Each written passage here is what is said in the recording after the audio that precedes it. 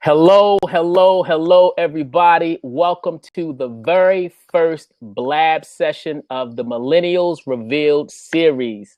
It is such a pleasure and such an honor to have the opportunity to do this, and more so to have the opportunity to do this with this special brother that I'm able to have as my very first guest on Millennials Revealed, the Blab series. We're going to do this every Monday from 8 to 9, and every week we're going to have a different millennial thought leader as our guest, someone that's really making moves and making a difference in their industry to really share some insight and some perspective. We're going to engage, we're going to entertain, we're going to educate, we're going to empower, we're going to excite, ignite, and delight, and just really give the people what they want, man, and really help this generation understand how to achieve their dreams and achieve their goals.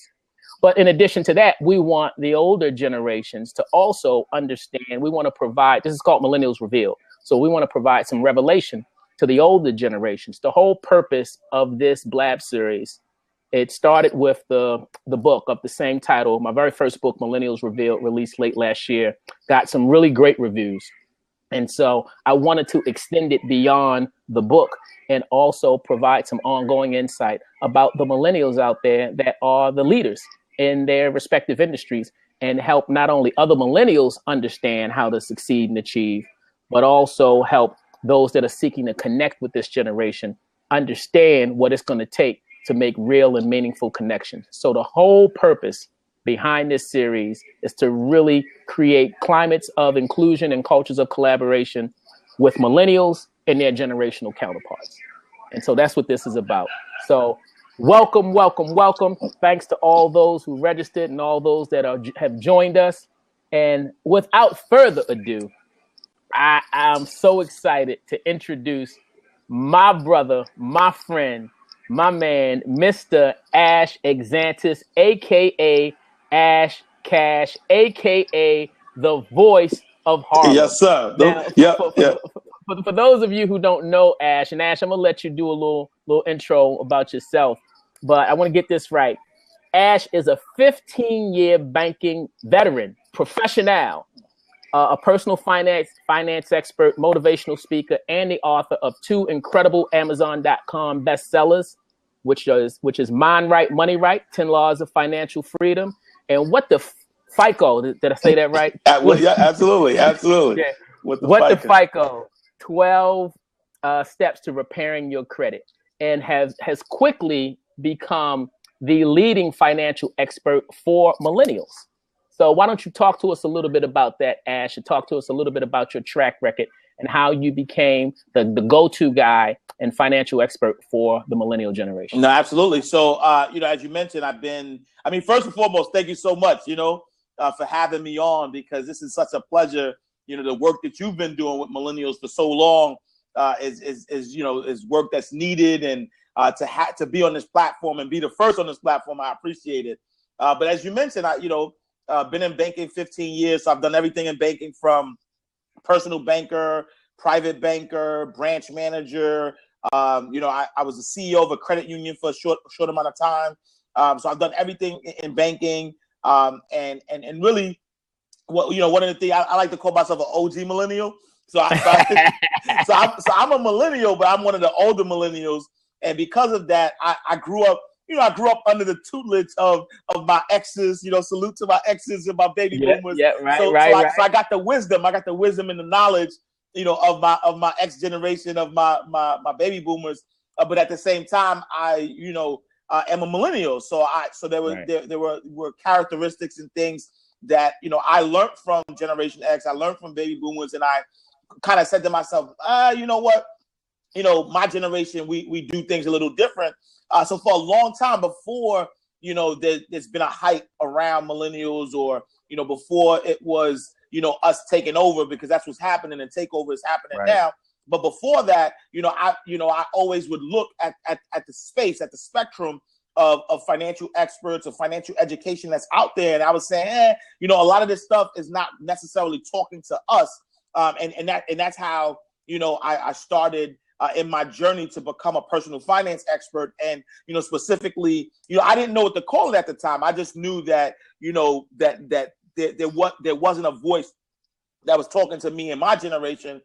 So I began to just, go out there and, write books and do speeches. And I've traveled to different states and to really talk and go to colleges and, community organization, churches, wherever I can go to get a captive audience to talk about this financial information. And as you mentioned, I've written a few books that focus on finance, and they've done well because of the language, right? Mind Right, Money Right. The what the FICO. This is the language that we understand, and the books are written in a way that help people get their mindsets right in order to get their finances right. So and then now I have an awesome opportunity where I'm working with Bank Mobile, and we could talk about that as well. But this is the first bank created for millennials.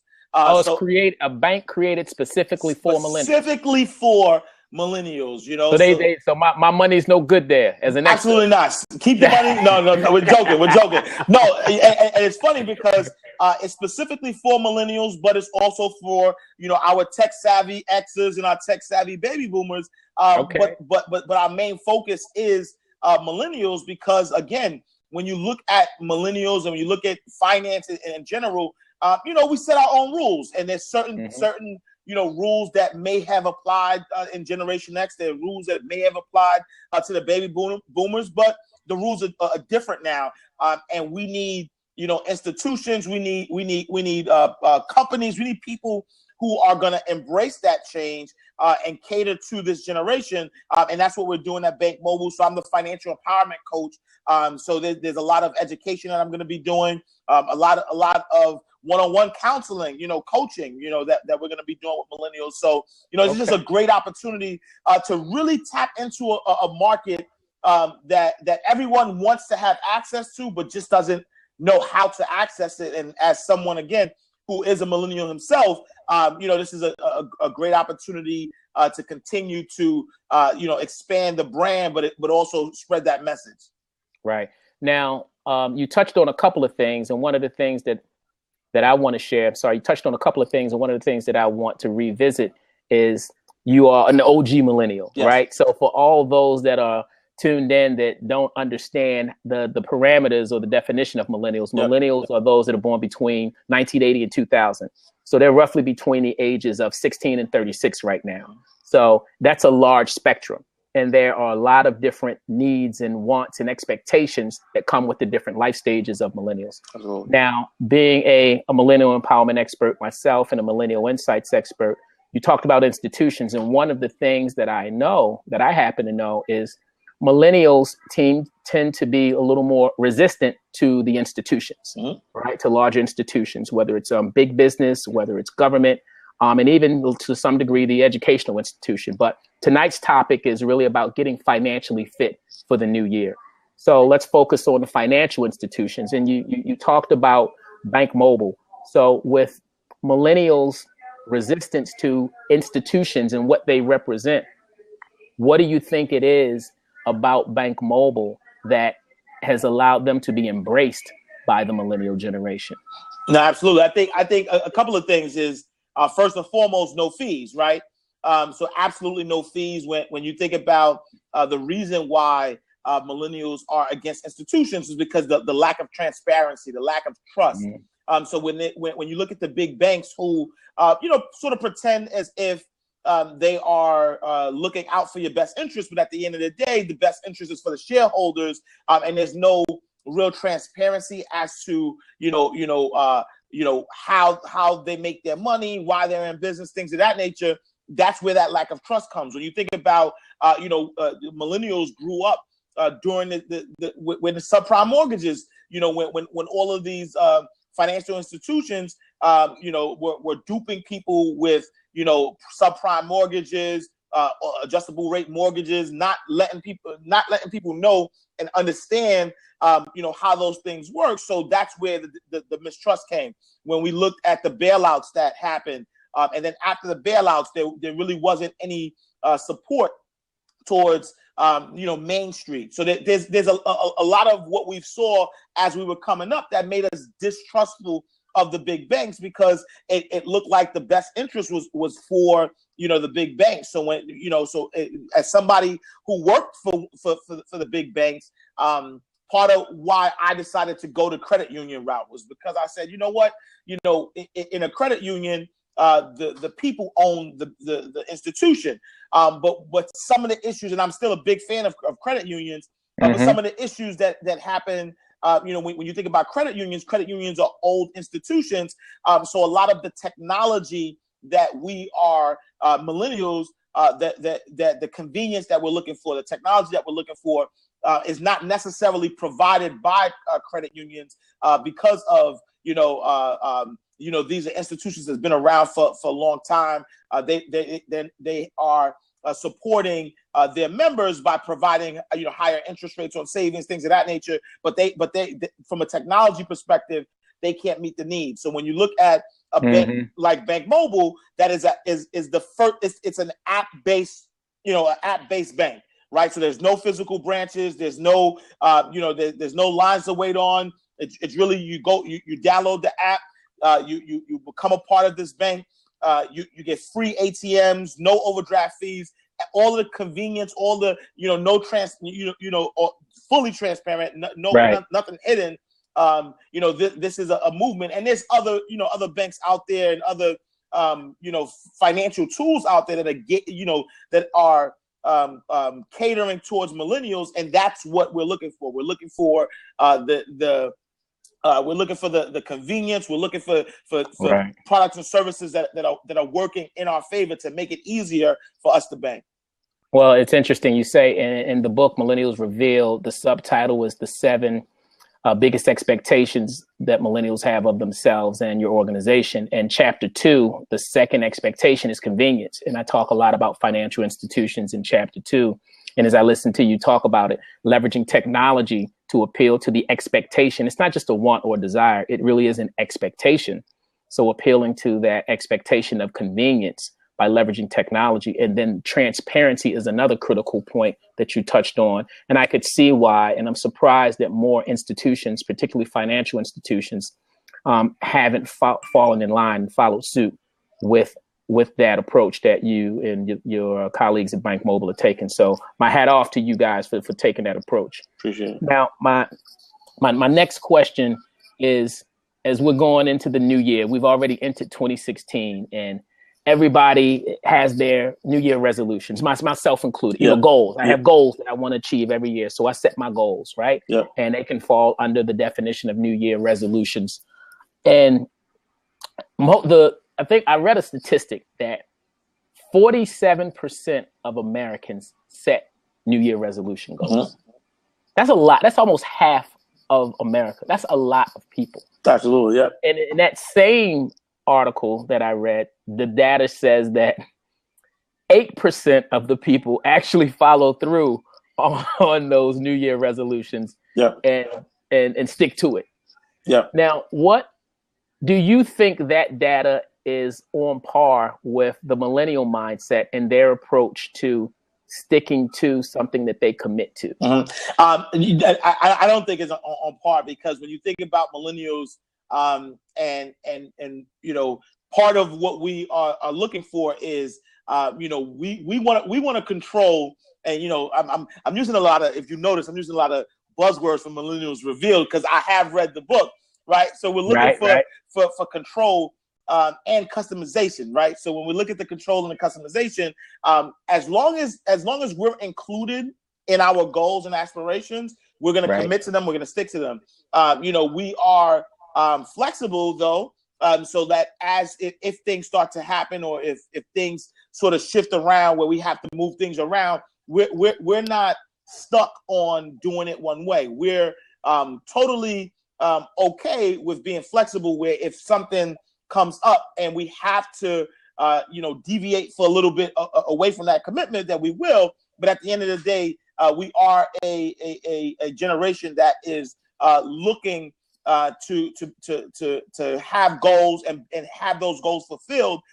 So, you know, it's not necessarily you know, a goal. It's not necessarily a statistic that holds to the millennial generation. Again, there are those in the millennial generation who may not, follow through with certain things, but that's because of circumstance, not that they're uncommitted to their goals. Spoken like a true millennial. Boy, you're going to take up for your generation. Absolutely. Of course. And from my experience, from the experience of those I've worked with, it's really about, when we put our mindset to something that we believe in, right? So that you believe in. We have to believe in it.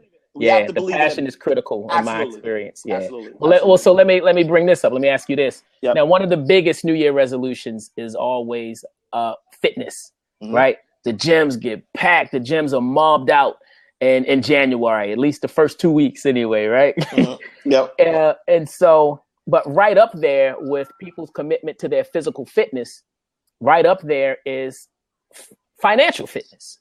Right. And that's another big thing that from a New Year resolution goal that people make. What do you think, or do you think there is anything that is a unique challenge to this generation that maybe other generations didn't have to deal with? Are there any unique challenges to millennials when it comes to getting financially fit? No, absolutely. So, this generation, we're a generation that's really focused on experiences and not things, right? So when you look at other generations where things were sort of the top of the list.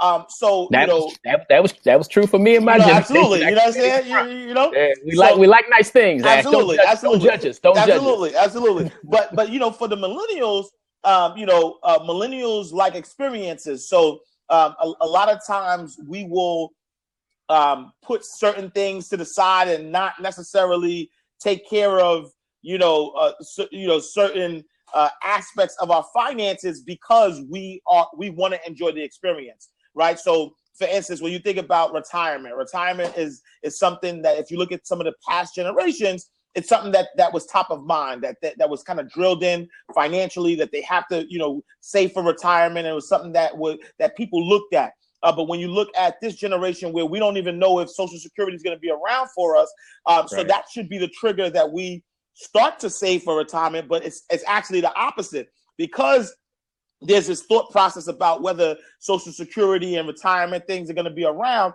We're more focused on now. We're more focused on having that experience now. So we'll save up some money. We'll spend some money on a nice vacation. We'll go away. Like a lot of my millennial friends, like they've been overseas more than I've been overseas. And that's part of the challenge though, is that there's a lot of focus on right now and not so much on the future.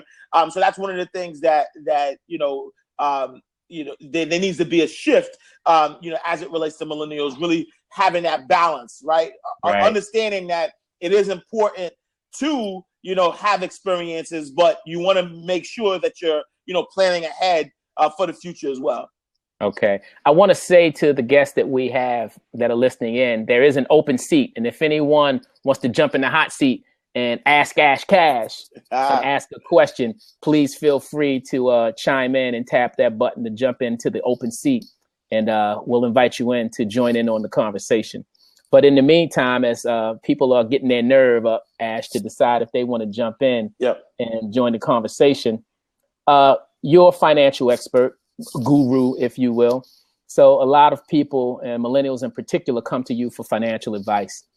What are some of the most common challenges that, or issues or challenges that millennials tend to come to you with? What are some of the things that are facing this generation that you think is specific to this generation? Absolutely. What do you hear the most? Absolutely. I mean, one of the biggest things I hear as it relates to debt and savings, right?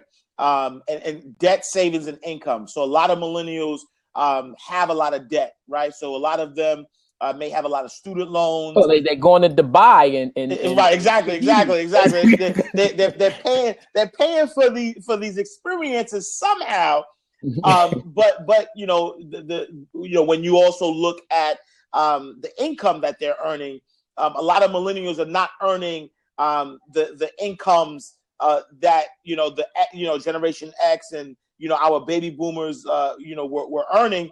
Part of that is because of, the millennials are, very picky, right, and very particular about the work that they do. So when you think about other generations, it was really about, providing, having that financial stability was top of mind. Right. But millennials have this confidence about them. They have this optimism about them that they know this, the self-confidence that they know that they'll be able to, land a job or get, what they want out of life. So because of this optimism, right? When you think about millennials, when we grew up, right? The messaging, when you think about the music that we listened to, the music was telling us that we were great. Right, the music was telling us that we could do hot. Right, this is right. It was telling us that we were great. It was telling us that we could do anything that we want to, and so in part of that, the message was screwed, misconstrued a little bit, because there's this, there's this confidence level. There's this thing that says, what, I'm gonna have it exactly the way I want it, which allows millennials, when you think about millennials and how many jobs they hold within their lifetime, that's why it's so many, right? Because they don't care. Like if the boss talked to me a certain kind of way, I'm out, I'm leaving, right? When you look at other generations, were they respect hierarchy, right? They respect the fact that I have a boss. But now, in this environment with millennials, it's more about collaboration. It's a collaborative approach where they want to be, part of the team, and it's really a network. So I'm saying that to say that when you is that I know you're not saying this one way or the other, but I think that can be powerful. I think there's something powerful in that collaboration generation mentality, though. No, absolutely. And when you look at the ideas, and you look at sort of a lot of the corporations that really don't know which way the economy is going to go, they're looking at what's the next thing. You have to tap into the mind of the millennial. You have to be able to tap into that collaboration. So it is absolutely a powerful thing. But as it relates to the concerns that millennials having, when you look at the fact that they have this high debt, right? They go to they're charging things, these experiences. They have high student loan debt and things of that nature. Right. They're not able to pay down that debt in a way that they probably would have, because of that ability, or because of that necessity to control their destiny. Right. So the income that they're making is not as much as they would have, especially when you think about, the millennials are bouncing around. And again, it's neither good or bad, but when millennials are bouncing around, they're not able to command from a corporate America standpoint. They're not able to command the dollar that they would command in previous generations. From an entrepreneurship standpoint, I do think that will as the millennial takeover continues, and millennials begin to secure more positions of leadership and influence and power in the workforce, I do think that will change, because I don't think that will be a criteria. Right now, the criteria of stability it's being looked at through the lens of X's and baby boomers. Absolutely. And I think, once the millennial takeover kind of continues, and we see those people in those positions, I'm not sure that will be the same criteria by which they will evaluate somebody. Because you were only somewhere 3 years doesn't mean you're not credible. Oh, no, absolutely. I absolutely agree. I think that, as we start to look at, there are some companies already that have some millennial leadership, and they actually see that as a benefit. The fact that the lens is not necessarily whether you are stable or not. The lens is, what experience are you coming with? And the fact that you have this various experience is actually looked at as a good thing for as the millennials start to take charge. So I agree 100%. Multifaceted is the word that comes to mind with your generation. You guys like to be multifaceted. Absolutely. You ask a millennial what they do, is just like, I'm not just an engineer, I'm not just a doctor, I'm not just a lawyer. Well, I'm a lawyer, You know, I do spoken word, Right. and you know, I also got a barbershop, Right. and you know, and I am a jewelry salesman. Right, I mean, right, you know, exactly. And I coach basketball on the weekends. Hey, well, I'm looking at some of the comments, and our man B More in the comments section typed in one of your brothers from Harlem, Dame. Salute. Dame Dame, Dash. yes. Dame Dizzle says no bosses. Yeah. What's your take on that, Mr. Harlem? You know, is that a millennial mindset? And absolutely. You know, first and foremost, it's a Harlem mindset. No, it is a millennial mindset, and you know, part of that mindset comes from the fact of, you know, millennials wanting control again, right? So when we grew up in an era. Chapter 3, control, right? Chapter 3, millennials revealed. In stores now. Amazon.com. Go get that. But when you look at, you know, our generation, right? So we grew up in a time, you know, a lot of us were, you know, we're teenagers, early 20s, when 9/11 happened. We were around when we looked at the you know, the subprime mortgages, the Great Recession, where we looked at our parents telling us, this is the way you do it. You get a good job, you stay there for forever and ever, you retire, right? Then all of a sudden, this thing happens where people who did follow that model went broke, right? You know, companies that have been around for 150 years went bankrupt. The rules of money changed, and we witnessed that, right? So as we were coming of age, we looked. Somebody tweet that. Somebody in the lobby tweet that. The rules of money changed. The rules of money changed. And so as we witness the rules of money changing, where we're looking and saying, no, you can't stick to a place more, you know, you can't stick to a place because, you know, with the downsizing, with, you know, businesses going out of business, we said, listen, you know what, the way to really be financially free is to become an entrepreneur, is to control your own destiny. And that's what we're looking for. So, you know, as it relates to no bosses, I always say this in my workshops, that you need to work to learn, not to earn. And what that means is, you know, I'm not anti 9 to 5. It's not that, you know, as a millennial, and I would suggest this to millennials or whoever, that it's not that, you know, having a job is a bad thing, and you don't, you know, you shouldn't work for someone, because there's actually a lot of knowledge and experience that you can learn on, you know, someone else's dime, right? So you can actually learn, you know, from these corporations, and you know, some of the best teachings I had was, you know, my first job as a teller at JP Morgan Chase. That was some of the best teachings. They you know, they put me through some rigorous sales trainings and things of that nature. So, you know, there's value in that. But at the end of the day, and even, you know, at the end of the day, you know, you have to have multiple streams of income. You have to be able to control your destiny, because, you know, a job, even if you're the best employee, right? Even if you did the best that you could possibly do at work, they loved you, you're the star. When we look at Lehman Brothers was a 150-year-old company that went bankrupt. So nothing of their doing. Sometimes the market could dictate, you know, your financial fate. So you want to make sure that you're working on yourself. You're working, you know, you have, you know, this control over your financial destiny. And that's where, you know, that thought process of no bosses, you have to be able to invest in yourself first and foremost. I like that. Work to learn, not to earn. Now, please, the caveat to that, though, is if you plan on pursuing entrepreneurship.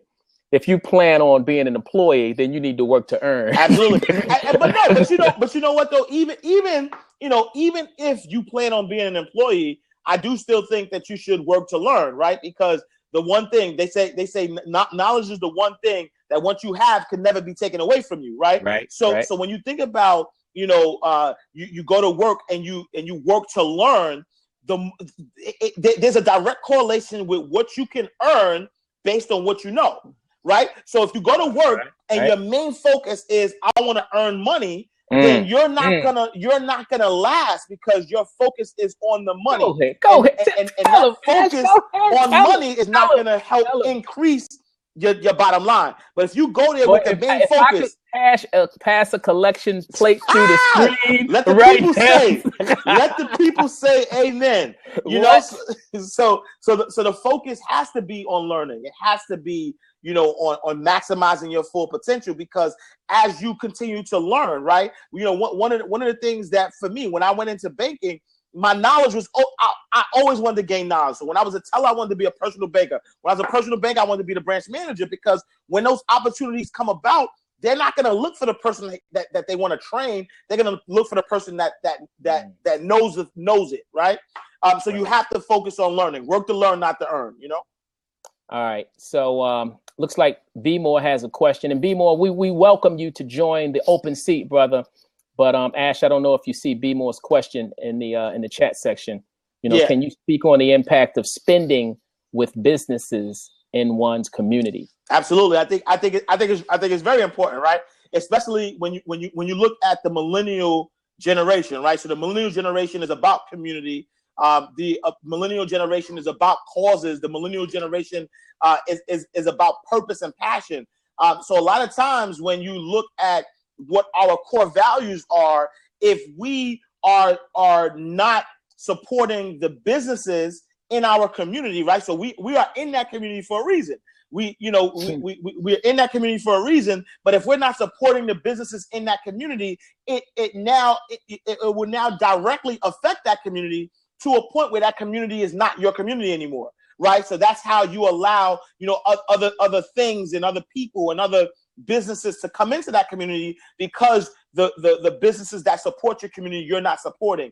So I think it's vital. It's very important that you spend your money on the causes and the businesses that you believe in, because by spending your money on the causes, on the businesses that you believe in, will allow you to maintain that control, right? We want control, but we have to seek control with our dollars, right? People don't realize when there's injustice, the injustice happens because economically we're not taking control of our dollar. When there's injustices happening in different communities out there, it's the communities that stick together. It's the communities that use that use their dollars to make an impact that create the change. So I think that it's a very, very, very vital thing, you know, especially as it relates to millennials, because, you know, again, you know, when you think about the Generation X, the baby boomers, the reason why they have the control is because they have the capital, right? So if you started to think, if we, you know, started to support the businesses that support us and support, you know, because we're the biggest generation. We're coming of age. You know, when you think about, you know, all of the people who are going to start beginning to enter the workforce, we're going to command, you know, the biggest share of the dollar. So if we started to focus on the businesses that impact us and the way we want to move, then we now can create and dictate how certain businesses move. So Be More, excellent question, and I think that it's vital. It's the utmost important thing to support businesses in your community if you want that control around community. Well, I think knowing what we know about the millennial generation, I'd like to believe that millennials will be more inclined to do that because they have a proclivity to be collaborative, right? Absolutely. To be more collaborative and partnering. So I think that bodes well for this generation. And then you talk about control and ownership. Now, the things that my experience has taught me, and there's other information and data out there to support this, is that the 5 institutions that really push society forward, that really yields the control of pushing any society, community, or society forward, are financial institutions, the government institutions, the law enforcement institutions, the media institutions, and then the educational institutions. And in that order, because it all starts at the top with the money, whoever controls the money is really dictating how society moves forward, because it's a trickle-down effect. The financial institutions, whoever controls the money, they really control the government agencies, which are the lawmakers, to create the laws that work in their favor. The lawmakers, the government, now dictates to the law enforcement agencies that these are the laws that you need to enforce that we have created. Then the media propagates the messages that they want to propagate based on how law enforcement is doing their job. We're seeing this. I mean, we can't think for a second that finances has nothing to do with the issues and the tragedies that we're seeing in society today. Absolutely. It starts with who controls the money, and then the educational piece is so critical that you talked about before. Work to learn.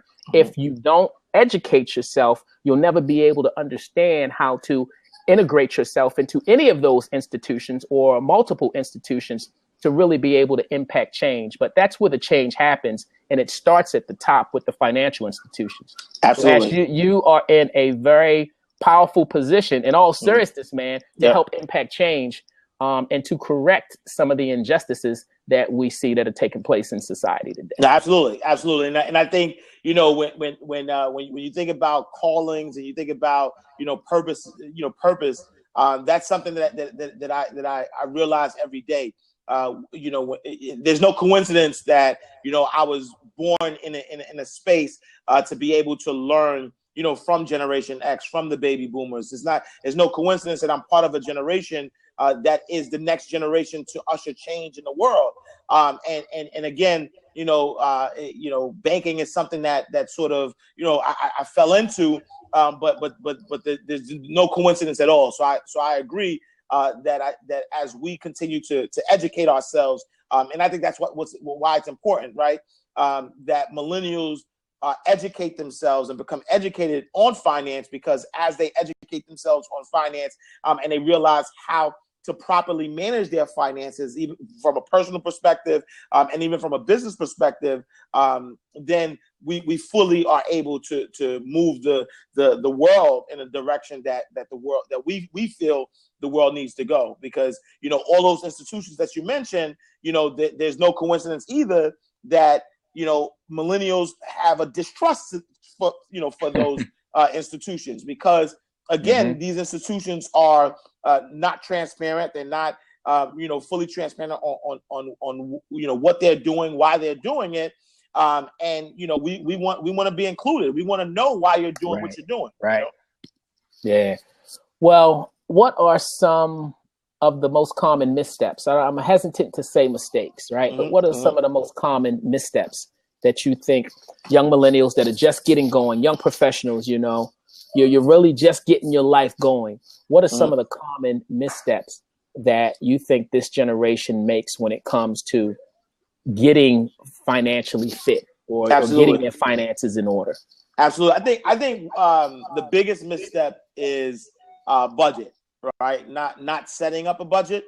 Okay. I think one of the when you think about the word, what a budget is, right? A budget is to sort of a plan that tells you what money's coming in, what money's going out. But what we've learned, right, especially from our parents and from the generation before us, that we've associated budgeting with restriction, right? We've associated budgeting with meaning that we can't do certain things, and because of that, we shy away from it. We don't budget our expenses as much as we should, and I definitely think that we need to realize that budgeting is not a negative thing. Budgeting is not about restriction. Budgeting is really just about a plan, right? You wouldn't hop on a plane and not know where the plane is going and just pack your stuff and just jump on a plane. You have to know where is the plane going. By the time you land, is it going to be hot like it is at the Carolinas, or is it going to be cold like New York, right? So you have to know where you're going. You have to plan ahead.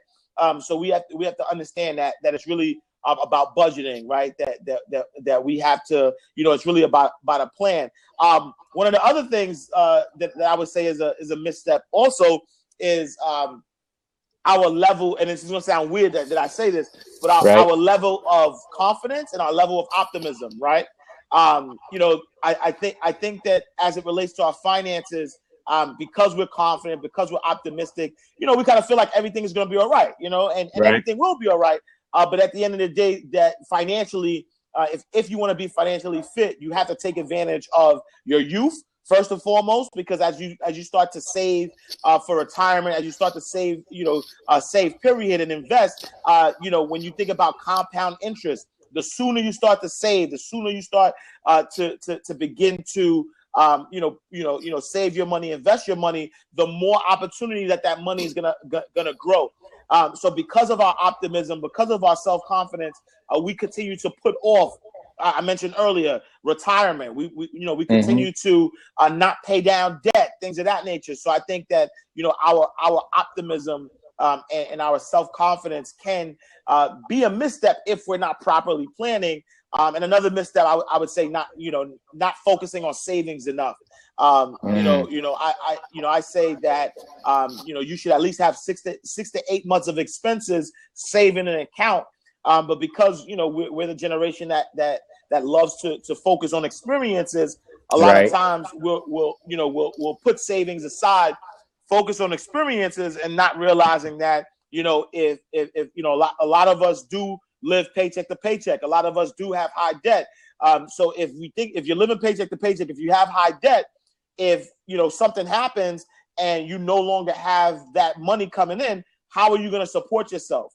Right. How are you going to support yourself? And it's vital, especially for millennials, to have that 6 to 8 months of expenses in an account, because we want control. We want to be able to control what we do. So let's say, for instance, we have a job or we have a business venture, something that is providing us with income, and for whatever reasons that income goes away. If we don't have that 6 to 8 months of expenses, we now have to take, if we want to survive, if we want to meet our obligations, we have to take the first job that comes along. We have to take the first opportunity that comes along, and it may not be an opportunity that we necessarily want. So that's going to move us, further away from our purpose, opposed to having that 6 to 8 months of expenses in an account. And so if something does happen, a lapse in our income happens, we can now say, you know what, I'm good for 6 to 8 months, so I don't have to jump at the first opportunity that comes my way. I can actually, put myself out there and create the opportunity that I want, because I don't have that pressure of having to make ends meet. So right. Now, do you it's interesting, right? It's an interesting sort of juxtaposition when you talk about the level of optimism and confidence that millennials have, having come of age during this time of recession, right? So how do you think, if you think at all, the recession has impacted how millennials view building wealth? No, absolutely. So I think I do think that it has impacted it, and I think that what happens is that right. So when you look at the recession did a couple of things. The recession showed us that old model worked for a big corporation, for a long time, and then you're going to make your money that way. It showed that model doesn't work, first and foremost. But then when you think about, the Occupy Wall Street movement during the recession, it also pointed the finger that there's a big, a big misbalance of wealth, right? The wealth is not proportioned correctly. So there's these 1%ers, these people that have 1% of the wealth, and then there's the 99%, right? So when we look at that recession, we're saying, wait, hold on. So 1% of the people have all of the wealth, and everybody else has the 99%. So what do we need to do to tip that scale, right? So that recession opened our eyes and said the reason why there's a recession is because of this unbalance of wealth. So we need to rebalance it. We need to create our wealth, and we need to distribute it. So that's where that confidence comes in at, because as millennials, we believe that we could do anything we put our minds to. So now you're exposing us to people who were able to make this wealth. So if I believe that we're no different, I'm no different than that 1% person. So if I believe I can put anything I put my mind to, so now I'm going to put my mind the same way you put your mind. You just had the knowledge. Now I have the knowledge, right? When you think about generations in the past, they didn't have access to knowledge as quick as we had. They didn't have access to unprecedented amounts of information. Absolutely. And that unprecedented amount of information is what is giving us the confidence, because if we knew what they knew, we would be where they are. And we also now have examples of millennials and young entrepreneurs who were able to say, look, this is my idea. I'm going to jump with it. And, at young age, becoming billionaires and multimillionaires. So this is where the optimism is coming from, because recession doesn't mean that there's no money. Recession doesn't mean that people aren't getting rich. It just means that from the economy's perspective, the economy's not growing. And based on, millennials having access to information, we know that. we know you can't scare us with that word recession and make us feel like, oh, it's a recession. So no, we're going to research. We're going to say, what's a recession? And then we're going to realize that recession doesn't mean that people aren't making deals. We have friends making deals. We have access to information. So we see what's happening with these businesses. And that's where the optimism comes from. That's where the self-confidence comes from, because we're saying to ourselves that if they could do it, we could do it. And now it's time to flip the scale, Nah, for sure. This is great stuff, man. Great stuff, Ash. What are some, and I know it may not be easy, right? But I guess what are some basic steps that a millennial that is looking to get financially fit and stay financially fit? Because there are a lot of young people out there that are just coming out of school, or maybe even still in school, right? And they want to get their finances in order, but they don't really know where to start. They don't even really know how. So what are some basic steps that someone can do to get financially fit as we are entering a new year? And what are some best practices that they can use to stay financially? Because we've all been there, right? We've all, got those pounds off, and we feeling good, looking good. Right. Then the as my son calls them, the blue cookies. That's the Chips Ahoy bag, right. the blue junk. Right. You know what I mean? Then they somehow find their way into the pantry. And the next thing you know, you fell off. Yep. So what can you do to get there, and then what can you do to stay there? No, absolutely. So interesting enough, I wrote an article, for Bank Mobile. So if you go to bankmobile.com in the blog section, I wrote an article that talks about being financially fit. And so the first step I talk about is stretching your income, right? And what that means is the budget. So if you don't know where to start, you have to be able to stretch your income by understanding what money's coming in and understand what money is going out. So you have to, first and foremost, make sure that you have a budget. The second thing, and I'm kind of flipping. I'm using my analogies here, right? You need to go on a debt diet, right? So instead of focusing on debt and having most of your income go to debt, you want to make sure that you go on a debt diet and start to snowball your debt. And what that means is you create a plan that's going to help you to decrease your debt, so you're not paying so much money towards debt. Then also you want to watch your credit fraud intake, and what that means is you want to focus on protecting yourself, right? So you work hard, and you want to get financially fit, but it's about making sure that you are not a victim to identity theft, because with access to information, there are some crafty individuals out there that are waiting for you to access your information. So you do want to make sure that you are watching your credit fraud intake. Then also you got to work out your emergency fund. Right? You got to work out your emergency fund. I spoke about it earlier. I love the analogy. Right? I spoke about it earlier. You want to make sure that you have an emergency fund. It's vital. So it starts with you making sure you have 6 to 8 months of expenses in an account, and don't be alarmed by that number. Anything that you do repeatedly becomes a habit. So one thing, you should make it automatic. And two, just start small. Rome wasn't built in a day. So you want to be able to start small, but as long as you have that habit of continuing to save and making it automatic, eventually you'll get to that space where you have that emergency fund. I then say that you want to sprint ahead to the future, right? And how you sprint ahead to the future is making sure that you have things in place that are, helping you, so you're contributing to a 401k if your employer offers it. You're making sure you have an IRA just in case if your employer doesn't offer it, which is an individual retirement account. But just make sure that you're planning ahead. You're planning for your future. If you have kids, make sure that you have a college retirement plan for your kids. And then the last thing I would say is to train your funny bone, right? And a lot of people might be taken aback by it, but one of the things that has to happen as it relates to your finances is that you have to have fun with it. It can't become a chore.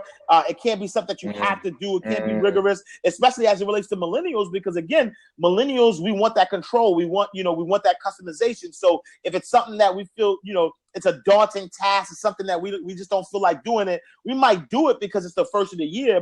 We might do it because it's the beginning of the year, but eventually we're going to fall off because we don't enjoy it.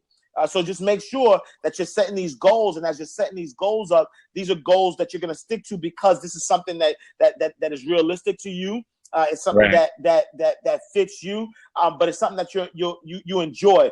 As you begin to save and you realize, wow, I was able to save $1,000. That felt good. That's going to allow you to continue to do it. Play games with yourself. I had a friend who once said that she saves her money based on any dollar that she has. She looks at the serial number, and if it has her initials, she puts it in a jar. Right? That's a fun way of doing it. Yeah. You create games. They have the 52-week challenge where you double your money and save. There's just so many different ways to make it fun. So I would say those are the tips I would say to help train your funny bone. I like that. Your funny bone. I like that, man. Absolutely. You should write a book. I should, right? Financial fitness. Stretch your income, train your funny bone. Work out your emergency fund. I might think about that. Hey, it looks like we have another question from B More. If you can see it in the chat section, it says, "Would you share a few avenues for everyday people to access compound interest investment vehicles?" All right, so I think first and foremost, as it relates to millennials, we are about technology. We are about convenience. So one of the few things that I like. So there's two apps that I like a lot that can help with that. One is Digit, right? And I like Digit because I talked about earlier, right? I said one of the ways to create a savings is to automate your savings. And one of the things that Digit does, it helps automate your savings, right? So where you download the app, you attach it to a bank account. It kind of looks at your how you spend money, and it kind of figures out how much money can be allocated towards savings, and in these small amounts that you may not even notice, but now you've created this habit of savings, and you don't necessarily have to do it. You set it, you forget it, out of sight, out of mind. And so I think that's one vehicle that could be used, especially for millennials. The second one I like is Acorns, and what Acorns does is similar to Digit, but Digit helps you with savings. But what Acorn does, it helps you with investing. And how that works is, same thing. You attach you attach your account to Acorns.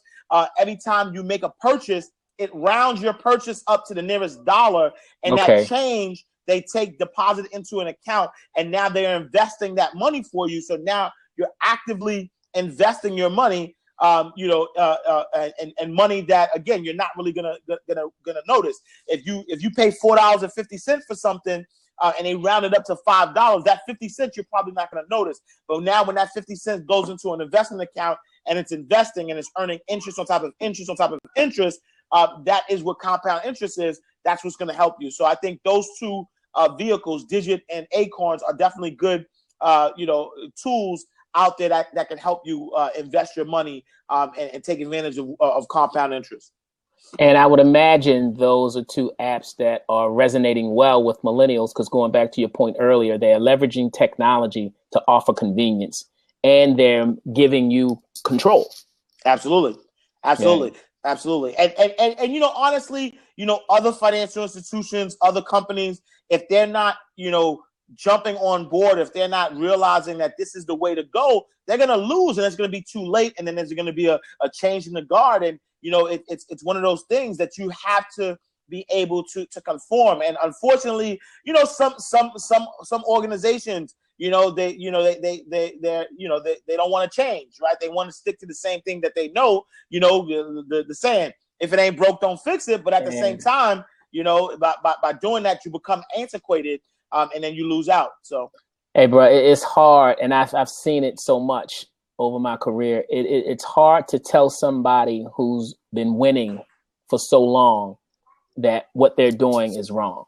Absolutely. And baby boomers, man, until you guys came along, baby boomers was the generation. Right. I mean, they put it down. I mean, they were the standard. Yep. And so a lot of the people that you're talking about are in those leadership positions that are resistant to the change are the baby boomers, because they won. They've been winning. And so it's hard to say, you have to change your approach. And they looking at you like, what you talking about, son? Yep. Like this is how I got here. I've been winning this way for the last 30 years. Yep.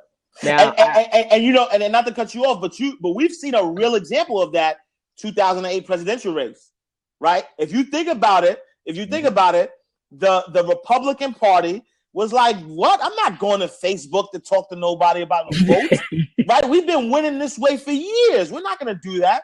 But the Obama campaign had some bright guys, some bright gals who said, listen, if you want to win this race, you want to tap into Facebook. You want to tap into social media. And I remember, Facebook was pretty new. But I remember during 2008, when I got a message from President Obama or the candidate Obama, I was like, wait, hold on, are you talking to me? I felt like he was talking directly to me. And when you look at the campaign, Yes We Can, and all of the campaigning they did, that was a new approach. We've never seen a presidential race run this way. Now it's business as usual. The most successful political fundraising campaign in history, man. In history ever. Getting $5 from Ash, $2 from True, $3 from Be More. You know what I mean? And just taking that approach. But to your point, that was a different way of doing things. And this is a new era, and with a new era comes new expectations, right? And new expressions, new way of doing things. So as we are getting close to the 9 o'clock hour, I want to make sure that I am respectful of your time, brother. So once again, I invite anyone that is in the lobby to, if you want to jump in on that hot seat. And I think my man Bo Talley just jumped in, and so we're going to allow him to jump in and ask his question. I think he's Coach Bo. Hey, what's going on, man? Peace, brother. How you doing, man? How you doing? Wait. Hold up. It has to be illegal somewhere to have two Harlemites. Salute. I didn't even know. Salute, my brother. Yes, sir. Yeah. I just was calling to say, man, it's been a great session. One of my goals for this year was just getting in web series, attaining as much knowledge as I can. So I said, let me jump on. I just learned about the Blab. I signed up for all this today. And I like to say this has been a great session. And we appreciate it. I like the comment you made about when you're talking to kids, I respect what Dame Dash said, but I think sometimes it could come across reckless if the person's not smart enough to internalize that you still need to work. Oh, absolutely. And start from somewhere. So I like how you responded to Be More requests. And, I just wanted to say what's up to True, man. I see you doing great things, man, and I'm going to support you any and every time. Hey, I appreciate that, Coach, man. I appreciate that, man, for showing love. Yeah, no, absolutely. And to the point that you made, I agree. I think that was one of the things that I felt was wrong about that message was that, not everybody has that hustler spirit. Not everybody's made to be an entrepreneur. So don't make it seem like, that's the route that everybody has to go. But you also have to, if you're going to work for somebody, just make sure you're investing in yourself so that you have that value and you still have that control. So absolutely. Definitely. Yes, sir. Now, Bo, did you have any other questions? Because I have one final question that I want to ask Ash before I let him run off all of his accolades and credentials of where we can find him and where we can search for him and hunt him down and get his books and all of the great things he's accomplished. No, I'm done. The seat is on you all, man. I appreciate you, brother. Thank you, man. Thank you. Hey, you two guys should connect. I think there's a way for you guys to follow each other on Twitter or Blab on this this platform. I got him. So you guys should really connect. Both of you are doing a lot of great things, and I think there's some synergy there. All right, thank you. I always support my Harlemites first and foremost. You know what I mean? So you real millennial biased and Harlem biased. Absolutely. My two loves. You know what I mean? Definitely. Absolutely. All right, y'all brothers have a good night. All right, You peace, too, bro. man. Peace, Thanks. bro. All right, so Ash, the one thing, and this may be tough, I know you are not a relationship counselor or a relationship expert, but you have to have some perspective on this. Another statistic that I've stumbled upon is that two of the biggest reasons why couples get, and as millennials at the age, right? I know you said you're OG millennial, so you're married. You know, you have children, you right? And so millennials, we have married millennials with kids. And so I want to speak to that segment really quickly and before we wrap this up. The two biggest reasons that people get divorced now, you know, I hate to use that word, speak that out there. I want to speak that into the universe. But two of the biggest reasons that couples break up is over sex and money. The two biggest reasons that marriages don't work are behind sex and money. So what is some advice, if any, that you can offer to married millennials about how to manage their finances in a family arrangement, in a family setting, particularly if you're just coming into that relationship when you've been so accustomed to handling it on your own? I mean, do you have any perspective or insight that you can share on that? Absolutely. So, you know, I think first and foremost, what's very important is that the communication about money is first and foremost. And I think that, you know, at one point I had this hard line that I said that if you're married, your finances should be mixed together, right? That you should have finances together. And that way there's transparency, there's all these things. But what I realized is that when you're married, you're also marrying that person's financial habits as well. So if you don't know this person's financial habits going in, then that's a problem. So if one person is a saver, the other person is a spender, and you don't realize that, then that's where the disconnect happens, and that's where finances go the other way. But I think that as a married couple, make sure that you're open and you're talking about the finances, but understanding what are those short-term goals, what are those long-term goals, and how can we be interdependent in those goals, right? And what that means is that one person may have their financial style, the other person has their financial style, but together each person is allowed to be independent in their style. But how can you take both of those styles and become interdependent to meet those financial goals, right? Because at the end of the day, the goal is to meet your financial goals. And if you don't have financial goals, that's where the issues happen. That's where finances go go left. And then that's where there's issues within the marriage because there's no communication because there weren't any goals set.